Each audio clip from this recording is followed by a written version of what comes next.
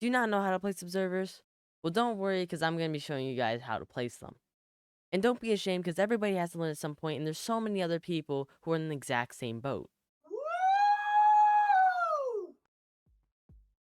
And to understand how to place an observer, you have to understand the sides. So you have the side with the face, and the side with the red dot. They are exactly opposite of each other. You'll notice how there's an arrow on the top and the bottom that shows you which direction the red dot is in. The red dot is always at the very tip of the arrow.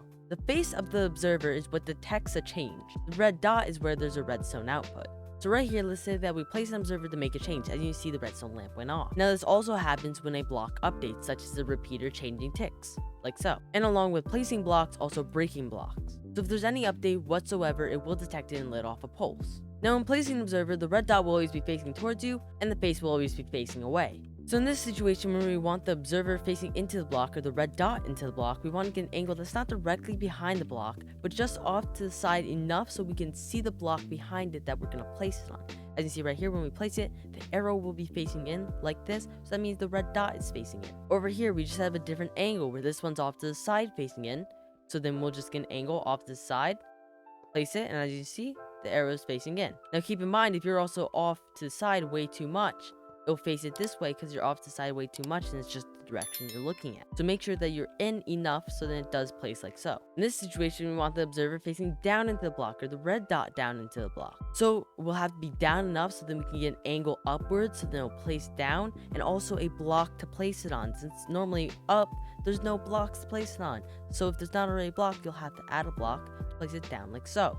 As you can see, the arrow is facing down. Now we have the observer facing up into a block or the red dot into a block. Now if we want to get it facing upwards, it's not as simple as just walking up to a block, looking down, and placing it, because it'll face outwards. So we need again downward angle, so you need to be able to go above this time and place an observer so that it's facing up.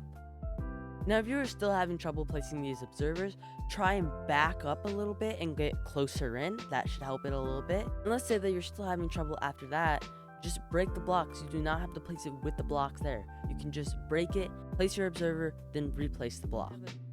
Now here I have the bottom half of an incomplete 3x3 piston door. This is the door where I probably get the most comments saying that they're misplacing their observers or they can't get the observers right. So I thought I would use something like a real life example. So first I need an observer facing into this bottom piston. So that means I need to get an angle behind this, so then I just have enough room to place this observer so then it faces in like so. And you see the faces out here on the redstone dust, so that means the dot must be on the inside facing towards the piston, and you can also tell that by the arrow.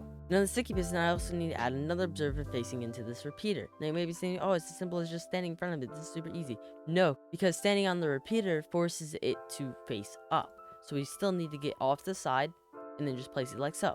Now we need an observer facing into this piston right here off of this repeater. We may be saying, oh no, I can't reach it. Like, what am I gonna do? It's okay to break blocks.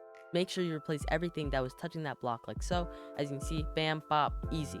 And then also replace the block. Now here we need an observer facing up and it's on the repeater. So we're gonna have to crouch, place it at a downwards angle. So we're gonna have to get above so then it faces up like so.